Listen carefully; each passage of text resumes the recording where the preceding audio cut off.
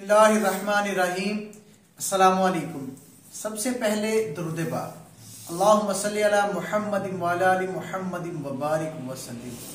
दुनिया में कई किस्म के इंसान खुश नसीब होते हैं। हम आज आपको जिन दो भाइयों की बातें सुनाएंगे वो दुनिया में खुश नसीब थे, मगर शायद खुश नसीबी किसी एक के हिस्से में आती थी। तवज्जो के साथ वीडियो को पूरा देखिएगा और अगर हो सके तो मेरे इस चैनल को आप लोग सब्सक्राइब कर लें ताकि मैं रूटीन के साथ आपके लिए अच्छी अच्छी वीडियोस लाता रहूं। एक मुल्क था बलख, उसका ना एक अमीर सौदागर था, बहुत ही अमीर था।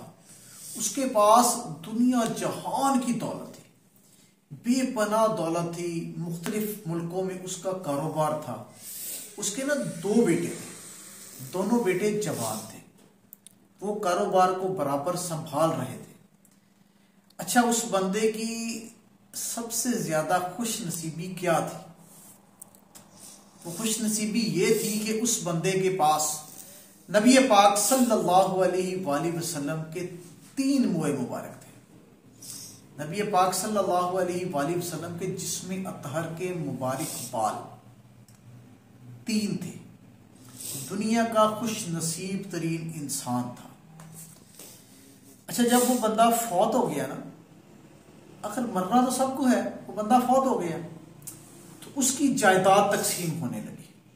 अब जब जायदाद तकसीम की बारी आई ना, तो जायदाद तो तकसीम कर ली, मुए मुबारक तकसीम करने की बारी आई तो एक बड़े बेटे ने रख लिया और एक छोटे ने रख लिया। अब वो कहने लगा कि जो तीसरा मुए मुबारक है ना, इस तरह करते हैं कि मुआज़ल्लाह इसको दरमियान में से शहीद कर लेते हैं। ये बात सुननी थी कि छोटे बेटे का दिल तड़प उठा, परेशानी के आलम में उठा और चीख कर बोला कि नहीं, बाखुदा मैं ऐसा नहीं होने दूंगा। बड़े बेटे को पता लग गया कि यार इसके दिल में तो नबी पाक सल्लल्लाहु अलैहि वसल्लम की मोहब्बत है। उसने नाजायज फायदा उठाया। उसने कहा, अच्छा तुम ये शहीद नहीं होने देना चाहते? उसने कहा नहीं, बिल्कुल भी नहीं। उसने कहा फिर इस तरह करो कि ये तीनों मुए मुबारक तुम ले लो, 3 के 3 तुम ले लो, मगर इसके बदले मुझे अपनी सारी की सारी दौलत जो उस वक्त के हिसाब से करोड़ों में थी मुझे दे दो। वो बेटा मुस्कुरा उठा के वाह मालिका, तेरा करम हो गया। उसने कहा कि ठीक है, मुझे मंजूर है। वो बड़ा भाई हंसने लग गया कि तू बेवकूफ शख्स है, आजकल के दौर में दुनियावी दौलत की कितनी जरूरत है तुझे पता है? उसने कहा कि मैं लानत भेजता हूं ऐसी दुनियावी दौलत पर।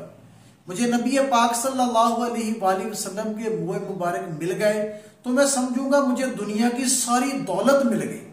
तो चंद टकों की बात करता है, मुझे सारी दुनिया की दौलत मिल जाएगी।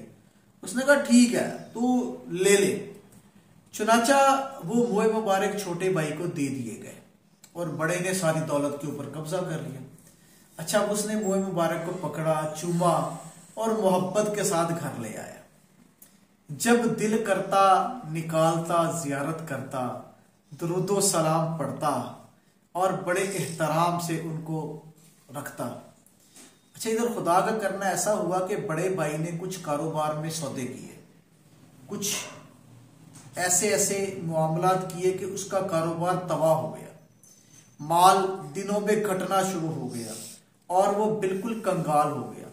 वो तो जो छोटा भाई पहले कारोबार कर रहा था ना, उसके माल में अल्लाह ताला ने ऐसी बरकत अता फरमाई, ऐसी बरकत अता फरमाई कि वो दिनों में अमीर होना शुरू हो गया। उसके पास ढेर सारी दौलत आ गई।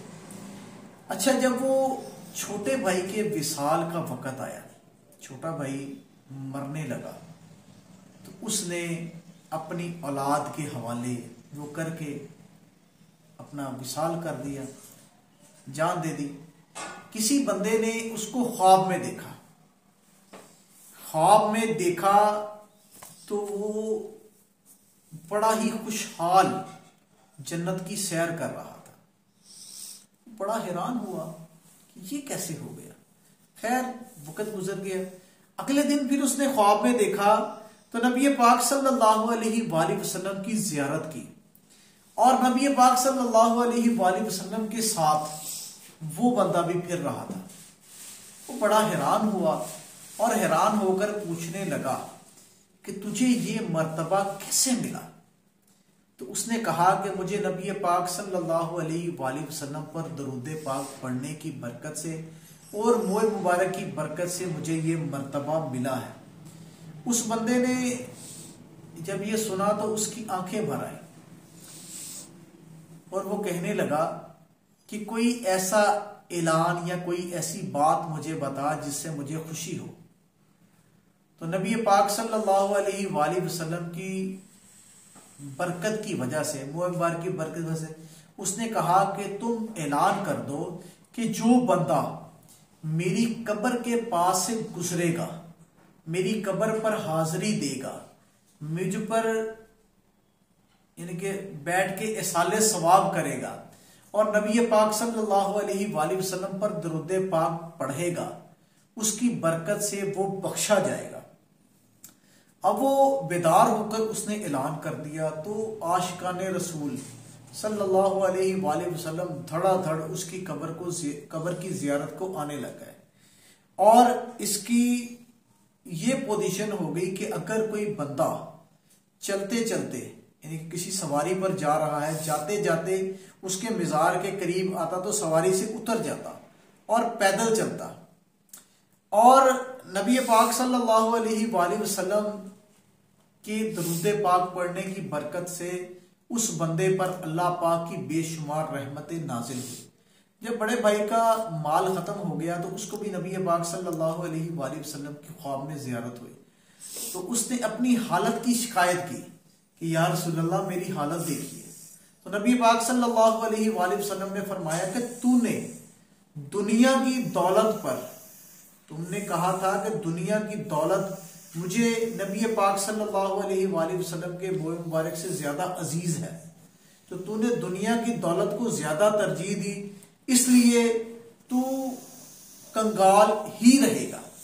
तेरे भाई ने मेरे बोए मुबारक पर खास मोहब्बत फरमाई, उसको अपने पास रखा, दरूद पाक पढ़ा, जिसकी वजह से मैंने उसका बख्त नेक और सईद कर दिया है।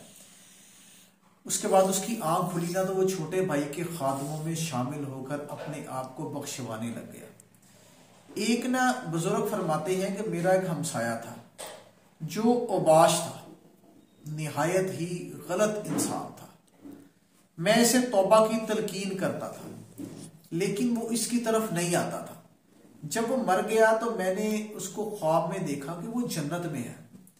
कहते मैं बड़ा हैरान हुआ कि ये तो बहुत ही बुरा इंसान था, जन्नत में कैसे आ गया।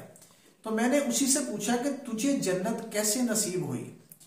तो उसने कहा कि मैं एक मजलिस में से गुजर रहा था, किसी जगह से मैंने गुजर रहा था। मैंने वहां से जाते जाते सुना कि जो नबी पाक सल्लल्लाहु अलैहि वसल्लम पर एक बार मोहब्बत से दरूद पाक पढ़ेगा उसके लिए जन्नत वाजिब हो जाती है।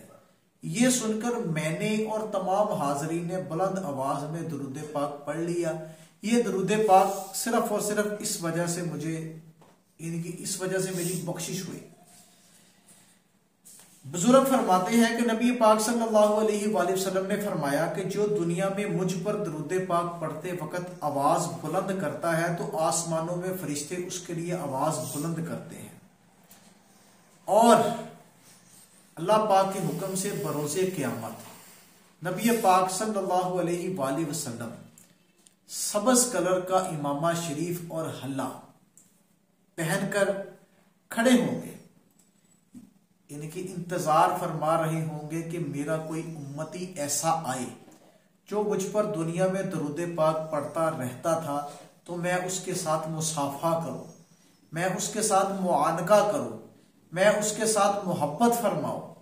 अल्लाह पाक के प्यारे नबी सल्लल्लाहु अलैहि वसल्लम बरोज़े क़यामत हमारी बख्शिश फरमाएंगे क्योंकि अल्हम्दुलिल्लाह हम दरूद पाक पढ़ने वाले हैं। तो जो लोग ऐसे हैं जो मुए मुबारक शरीफ को गलत कहते हैं, मैं ये बात छेड़ना नहीं चाहता था मगर मजबूरी है, आजकल के हालात कुछ इस तरह से है। क्योंकि नबी पाक सल्लल्लाहु अलैहि वसल्लम के मुए मुबारक तो पूरी दुनिया में मौजूद है, क्योंकि जब नबी पाक सल्लल्लाहु अलैहि वसल्लम अपने बालों को तरशवाते थे तो सुहाबा कराम में तकसीम कर दिया करते थे। इस तरह वो मुख्तलिफ जगह से होते होते मुख्तलिफ जगह पर पहुंचे हैं।